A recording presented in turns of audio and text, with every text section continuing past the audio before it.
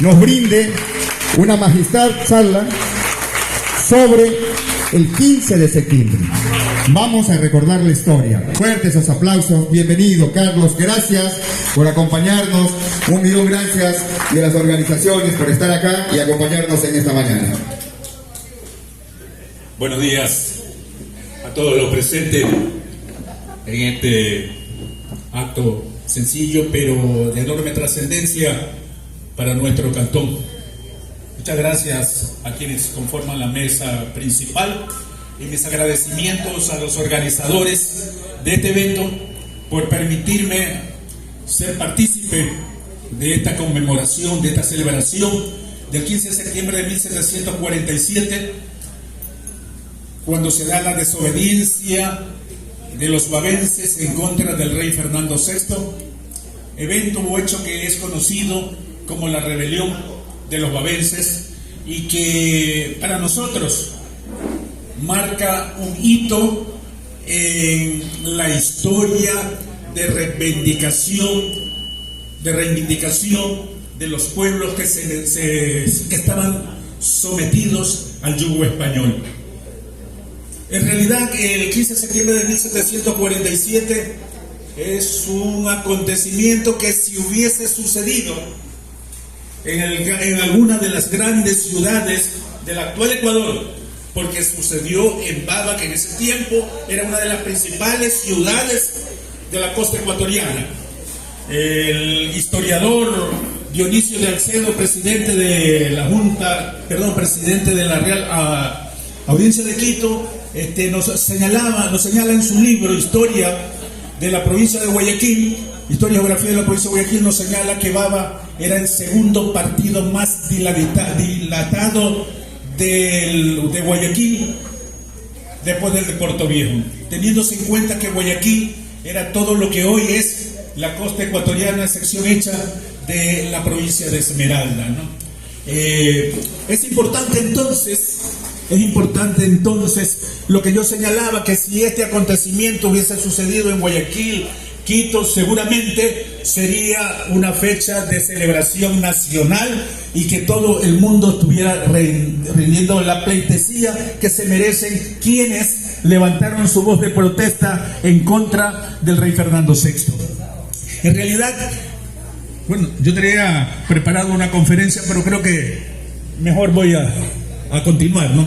En realidad, el 15 de septiembre de 1747 es un hecho o un evento histórico que ha merecido el reconocimiento de muchos, pero también ha merecido críticas de también muchas personas. Hay gente que se ha atrevido a decir que este hecho no tiene una mayor trascendencia para la historia del Ecuador. Hay gente que se atrevió a decir de que este hecho no se sabe si realmente existió porque no consta en ningún documento de la colonia. Bueno, seguramente es gente que jamás le gusta investigar y que solo repite lo que escuchan decir por ahí. En realidad, el 15 de septiembre de 1747 sí existen documentos que certifican de que este hecho se dio. ¿Y cuáles documentos existen? Y los invito a aquellos que les gusta leer e investigar, que se acerquen al archivo histórico del Guayas, donde están las actas del Cabildo de Guayaquil. En el libro 14 de las actas del Cabildo de Guayaquil se relata todo lo que aconteció en el año 1747, desde marzo de 1747 hasta septiembre de 1747. Ahí nosotros vamos a encontrar que sí existen aquellos documentos que algunos sostienen que no lo existían. Pero la crítica viene porque en el año 1954, el 9 de septiembre de 1954, la ilustre municipalidad del Cantón Baba dicta una ordenanza declarando el 15 de septiembre como día de festivo cívico, ¿no? De recordación cívica. Y lo hace respaldado por un documento que le entrega, para mí, uno de los brillantes historiadores, folcloristas y estudiosos de nuestra cultura, la cultura monturia, como es don Rodrigo Chávez González, que escribía con el seudónimo Rodrigo Eteriana. Él entrega lo que denominaron un memorial a la ilustre municipalidad del Cantón Baba, un memorial que también lo publica el 15 de septiembre de 1747 en el diario El Universo. En este memorial, don Rodrigo Chávez González en realidad desliza algunas imprecisiones y algunas equivocaciones, las que fueron tomadas como pretexto para restar trascendencia a este acto. Lo que yo voy a decir de esas imprecisiones que tiene este memorial no quita en nada el mérito y el reconocimiento que tenemos nosotros los montubios que rendirle a Rodrigo Chávez González. ¿Por qué razón? Porque Rodrigo Chávez González es aquel que rescató, ahí sí, en esa época, ahora ya no hablamos de rescate de cultura Montubia, en esa época fue Rodrigo Chávez González en la Feria Montubia que se realiza en el año de 1926, cuando retoma, cuando difunde nuestra cultura. Por eso es que debe merecer un espacio especial entre los montubios, Rodrigo Chávez González, porque fue él quien a través de la organización de la Feria Montubia en el año 1926, donde se realizaron concursos de amor fino, elección de criolla bonita, el rodeo Montubio, y desde entonces hasta la presente fecha todas estas manifestaciones de nuestra cultura las hemos nosotros venido cada día ampliándolas, haciéndolas más grandes. Entonces, retomando lo del 15 de septiembre, efectivamente don Rodrigo Chávez se equivoca al señalar el año. Y como hay mucha gente que no investiga y no lee, hasta ahora nosotros vemos que alguna gente señala 15 de septiembre de 1714. Es un error porque el 15 de septiembre de 1714 no hubo la posesión de ningún rey y Fernando VI apenas tenía un año de edad. Entonces esta es una imprecisión que lamentablemente se da. También se citan los nombres. Cuando yo iba llegando por aquí, lo escuchaba al amigo Tobar resaltar los nombres de algunos babenses que participaron de esta rebelión. Efectivamente, algunos de ellos, para el 1714, eran apenas unos niños, Entonces, estos son unos errores que se dan en ese memorial, pero que, insisto, no quita la trascendencia que tiene el 15 de septiembre de 1714. Yo me voy a permitir, esto sí, leer, por honor a la verdad histórica, me voy a permitir leer lo que contiene la acta del Cabildo de Guayaquil. El acta, cito fecha, del 25 de marzo del año 1747, acta del Cabildo de Guayaquil. El entonces gobernador de Guayaquil, sargento mayor don José Clemente de Mora y León, da la orden para que se les comunique a los regidores ausentes en su hacienda y a los alcaldes de la hermandad la infausta noticia del fallecimiento del rey Felipe V, fijándose para el día 5 de mayo de 1747 las exequias en memoria del monarca, y para el 15 de septiembre de 1747 la formal juramentación del rey Fernando VI. En la referida acta se hace constar que todo se ejecutó por medio de un bando en el cual se exigía la formal asistencia de todos los vecinos, tanto de la ciudad como de los pueblos, y advirtiéndoles que de no hacerlo se les impondría multa. Aquí hay algunas cuestiones que yo tengo que indicarlo, ¿no? Dice que se lo comunicó a través de un bando, y es necesario que nosotros aclaremos en qué consistía un bando.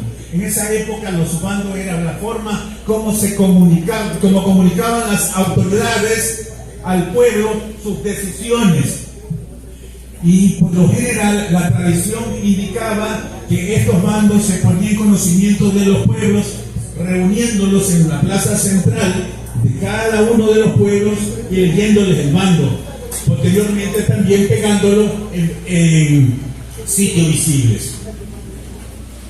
Eso consta en el acta. Entonces, al fallecer el rey Felipe V, le sucede en el trono su hijo Fernando VI. Aquí también vale la pena aclarar, no es que el 15 de septiembre de 1747 iba a asumir el trono Fernando VI, porque recordemos que la tradición de la monarquía es, como comúnmente sabemos decir, ¿cuál es?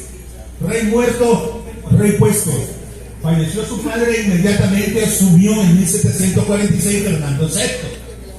Lo que sucede es que en esa época existía una disposición obligatoria de la corona real de que debía celebrarse cualquier acontecimiento que tuviera relación con la familia real, debería celebrárselo, ¿verdad? Debía resaltárselo. Y cuando se trataba de la posesión de un nuevo rey, los súbditos, los pueblos, en este caso las colonias, nosotros éramos una de ellas, tenían que rendir un juramento de fidelidad y aceptación al rey. Eso era lo que se iba a realizar el 15 de septiembre de 1747. En el acta consta, en el acta que he citado, consta que para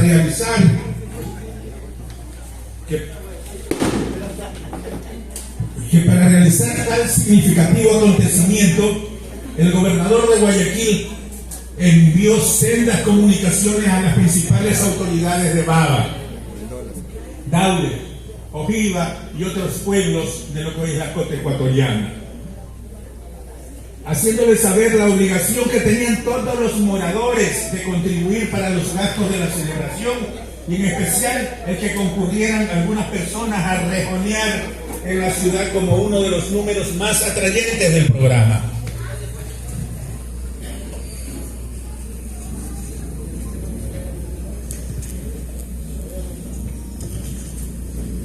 Estamos escuchándolo a Carlos Galarza hablando sobre el 15 de septiembre.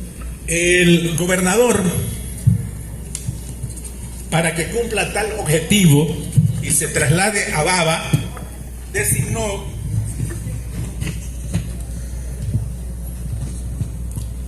el comisario general de la caballería, don Juan Bautista Plazaer y Lebrón, residente en el pueblo de Ojiva, fue comisionado para tratar este asunto. Este, a su vez, encomendó hacer la colecta en Baba a don Bartolomé de Echeverría. Tomar en cuenta este nombre, ¿no? A Bartolomé de Echeverría. Los pobladores de Baba, al ser notificados con estas rigurosas disposiciones, mostraron su contrariedad por las sumas de dinero con que debían contribuir.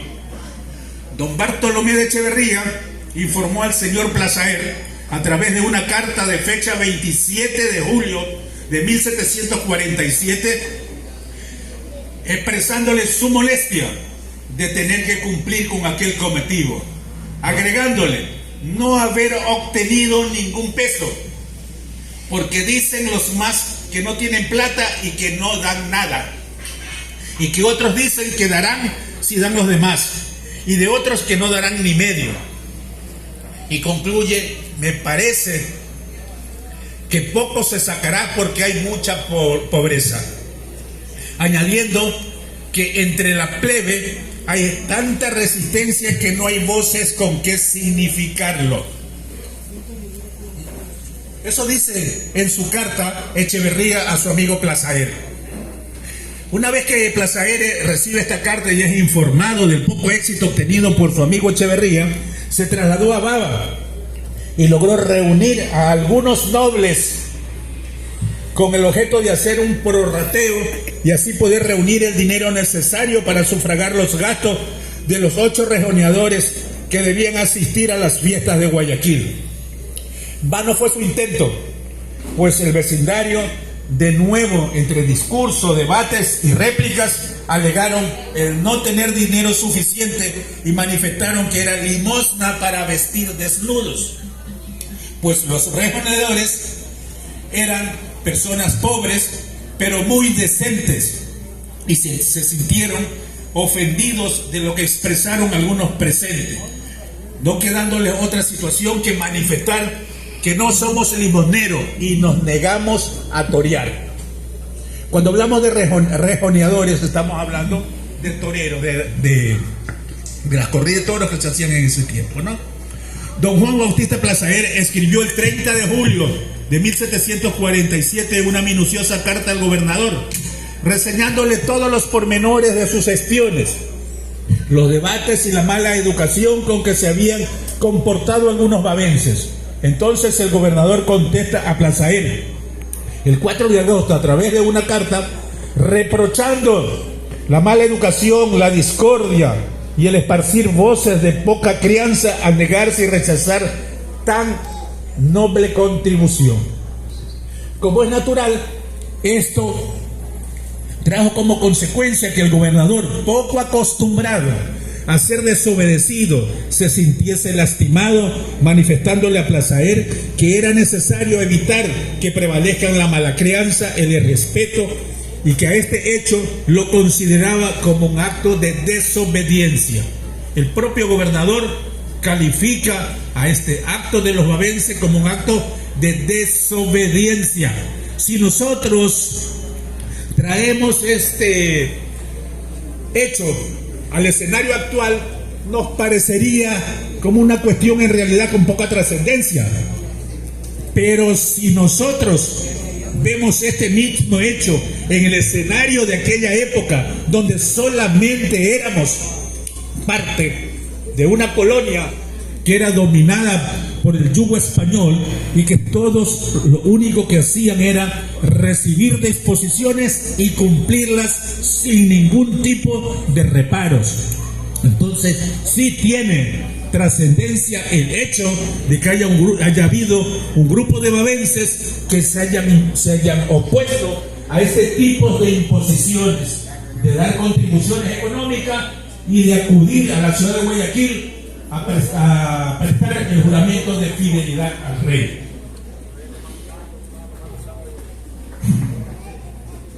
Las fiestas proyectadas finalmente se celebraron el 25 de septiembre. Esto también es una cuestión que algunos han dicho que por la negativa de los bavenses, las fechas de juramento y fidelidad al rey no se llevaron a cabo. Sí se llevaron a cabo, no el 15 de septiembre, sino del 23 de septiembre. Recuerden que estas fiestas no se realizaban en Bava, sino que todos tenían que trasladarse a la ciudad de Guayaquil. Se realizaron en Guayaquil y algunos aseguran de que tuvo la participación de bavenses en dicha fiesta. Y en honor a la verdad tenemos que decir que efectivamente sí hubo la participación de 2 delegados. Recordar que para entonces Bava era la residencia obligada, privilegiada de los representantes de los españoles en toda la costa ecuatoriana. Todos aquellos que representaban al rey o que eran autoridades en la colonia fijaban su residencia en Bava. Entonces es justificable de que personas con altos cargos nobiliarios asistieran a prestar el juramento de fidelidad al rey. Aquí yo quiero hacer un nuevo paréntesis, ¿no? Con respecto al 15 de septiembre. No sé si les estoy cansando y lo doy por terminado, ¿no? Un pequeño paréntesis, ¿no? Nosotros hemos escuchado cada vez y cuando que nos dicen Bava la noble y torera, aunque por ahí hubo alguien que no le agradó eso y trató de cambiarlo, ¿no? Bava de la noble y torera, ¿por qué? Yo acabo de citar aquí 2 hechos. La una es de que Bava era residencia fija y obligatoria de la nobleza española, ¿verdad?, que representaba a la monarquía en esta parte de lo que hoy es el Ecuador. Pero hay otro hecho, que es en Bava donde se criaban los toros de Lidia, los mejores toros de Lidia, y que de Bava se llevaban dichos toros a las diferentes ciudades en la época de la colonia para que se realicen las corridas de toros. Además, no es una cuestión de mera coincidencia el que se le exigiera a los bavenses que con ocasión de las de la fiesta de fidelidad al rey, se llevaran a 8 rejoneadores del cantón Baba. Resulta que en la época los mejores toreros, ¿verdad?, de esta parte del país eran precisamente los de Baba. De ahí que don Modesto Chávez Franco, el cronista vitalicio de la ciudad de Guayaquil, lo calificara a Baba como la noble y torera por estos hechos que hemos traído a colación y que vale la pena que siempre los tengamos presentes. No se trata del presente. Alguien dijo, esto es una parte de nuestra identidad histórica. No es de que actualmente, como dijo alguien por ahí, no, pues ya no somos noble y torera porque en Baba ya no viven los nobles, porque en Baba ya no se hace corrida de toros. No es a eso que se refirió Chávez Franco, se refirió precisamente a estos antecedentes que yo he señalado y que debe ser algo que nos identifica, algo que nosotros tenemos. Es importante que nosotros sepamos nuestras raíces, porque solo sabiendo nuestras raíces podemos transformar el presente y proyectarnos al futuro, ¿no? Quien no conoce sus raíces, quien no conoce su historia, quien no conoce su identidad, está condenado a no hacer nada por mejorar las condiciones de vida.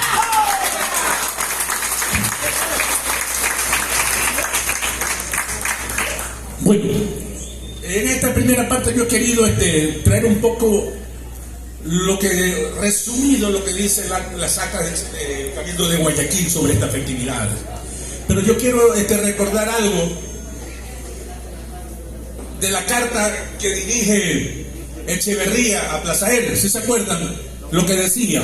Esa carta que yo lo dije anteriormente. Decía que no había obtenido ningún peso, porque dicen los más que no tienen plata y que no dan nada, y que otros dicen que darán si dan los demás, y de otros que no darán medio. Me parece que poco se sacará porque hay mucha pobreza. Yo me pregunto y reflexiono, pobreza en Baba en esa época. Esta aseveración de Echeverría es falsa. Yo tengo más de 40 años investigando sobre nuestra historia y no he encontrado a un solo investigador, a un solo cronista de la colonia, en un solo libro en el que diga que en esta época Baba había pobreza. Antes, por el contrario, en cada libro, cada investigador, cada historiador, siempre hasta se asombran de la bonanza, de la riqueza que tenía Baba en aquella época. Entonces la tal pobreza para no contribuir no es cierta, solo es una justificación que dieron estos mandos bajos para no recibir también el castigo que seguramente debieron tener de la realeza española por no haber logrado convencer a los babenses que cumplan con esta obligación. Yo solamente quiero citar al padre italiano jesuita Mario Cicala. Mario Cicala es un sacerdote jesuita que vivió en el Ecuador desde diciembre de 1743 a 1747. Es decir, él vivía en el Ecuador, en lo que hoy es el Ecuador, en la época que se da la rebelión de los babenses. ¿Y qué dice el padre Mario Cicala? El padre Mario Cicala dice: la tenencia de Baba es también muy rica.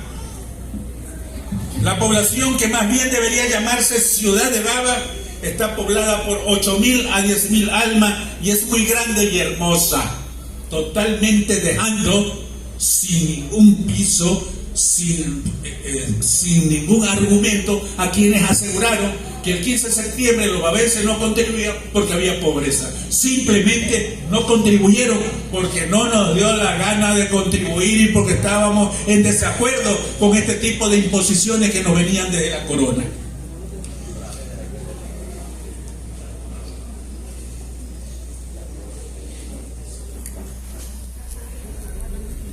Estamos escuchando al abogado Carlos Galarza en una intervención por el 15 de Hay también septiembre. una carta 276 años de rebelión en la que dice de que él considera que este es un acto de desobediencia. Entonces, para aquellos que dicen que no se dio tal hecho, hay que recordarles esto, que el propio gobernador de Guayaquil, representante de la corona española en esta parte del Ecuador, califica a este acto como un acto de desobediencia. Y trajo sus consecuencias, ¿no? Trajo sus consecuencias, hubo secuestro de bienes, hubo persecución, multas a aquellos que se negaron a asistir a este acto de fidelidad. Lo que dice el padre Mario Sigal es importante que nosotros tengamos en cuenta. Dice que la población era de 8.000 a 10.000 habitantes. Y lo que ocurrieron el 23 de septiembre, como yo dije, en honor a la verdad, sí hubo que concurrieron, fueron dos personas que concurrieron y que estaban directamente vinculadas a la corona española, ¿no? Y que concurrieron en nombre de Baba a prestar ese juramento.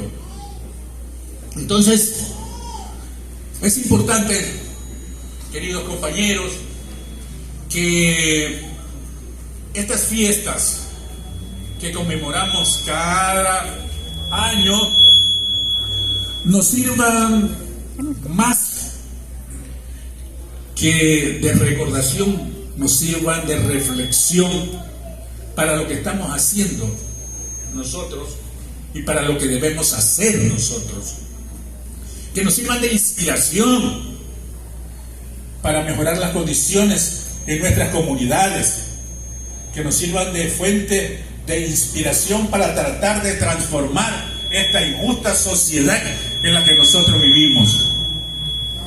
Cada acontecimiento de esto debe servirnos. Cada acontecimiento de este tipo, de estos hechos históricos, nos debe servirnos para sentirnos orgullosos, porque somos babenses y como tal debemos sentirnos orgullosos de nuestra tierra, orgullosos de nuestra cultura, orgullosos de nuestra identidad, pero también debemos seguir y avanzar para lograr un futuro mejor para cada una de nuestras familias. Les agradezco a ustedes y les digo finalmente que para mí y para ustedes debe ser una cuestión imperativa el escribir, reescribir y difundir nuestra historia. No debe ser solamente un hecho de recordar o de ir coleccionando recuerdos muy bonitos, muy hermosos, sino que debe ser un compromiso de cada uno de nosotros. Yo los invito a que solamente retrocedamos en el tiempo y nos vayamos cuando estábamos en la escuela, en el colegio. La historia del Ecuador que nos daban, ¿verdad? Para esa historia no existió historia en la costa ecuatoriana. Esa historia que nos enseñaron en la escuela y en el colegio solo se reducía a la historia de los acontecimientos que se dieron en esta época en la región interandina. Y resulta que pareciera que nosotros no hemos tenido una historia. Y la costa ecuatoriana y Baba tiene una rica historia, tiene acontecimientos sobresalientes, y que somos nosotros los que tenemos que resaltar estos hechos y estos acontecimientos. Pero tenemos que resaltarnos buscando las fuentes, porque es muy común ver cómo se deslizan ciertas imprecisiones, se malinforma al vertir ciertos conceptos sobre hechos históricos de nuestro cantón que no se ajustan a la realidad, porque solamente nos limitamos. Ahora las redes sociales nos presentan todo tipo de información y nos limitamos y vemos lo que dice por ahí alguien y lo tomamos como cierto. Es preciso que investiguemos y verifiquemos la realidad de los hechos. El 15 de septiembre es un hecho real, es un hecho que se dio, que algunos lo han sobredimensionado al calificarlo como el primer grito de independencia en América. Yo pienso que sí. A veces los extremos tampoco son buenos, pero sí es un hecho que bien puede ser considerado como aquella chispa que encendió la tea de libertad que se consiguió finalmente en nuestra primera independencia el 24 de mayo de 1822 en la batalla de Pichincha. Esa tea, esa chispa que encendió esa tea y que la tomaron los héroes del 10 de agosto y que siguió también hasta lograr nuestra primera independencia. Muchas gracias a todos. Gracias a los organizadores del evento. Fuertes sus aplausos para despedir al abogado Carlos Galarza Santana. Qué orgullo hoy día, como ustedes se podrán dar cuenta, tener acá al único historiador que tiene Baba y que lo tenemos hoy día dando una conferencia en este espacio. Y también qué orgullo tener a la señorita 15 de septiembre.